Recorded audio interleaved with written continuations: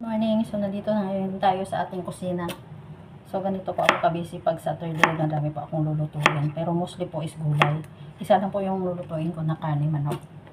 Yung ipa-fry ko lang. Lalagyan ng sibuyas, kamatis. So ito ngayon, ito yung ginagawa ko sa UP. So lalagyan ko ng may dal na siya na buong dal. Saka iyan ko, i-boil. Then lagyan ng tempering. Lagyan natin ng tempering na grated coconut. Ipa-pound ko po. So, nandito po yung, yung para pound niya. Kasi, hindi pa ako mahilig gumamit. Pag mga konti lang kasi, hindi ako gumamit ng mixer. Kaya, ginagamit ko is pound. So, ito yung mga gulay na gagamitin natin. So, ito, lalagyan ko ng kamatis, sibuyas. So, ito rin yung talong. Lalagyan ko lang ng chili. Naka ipa-fry.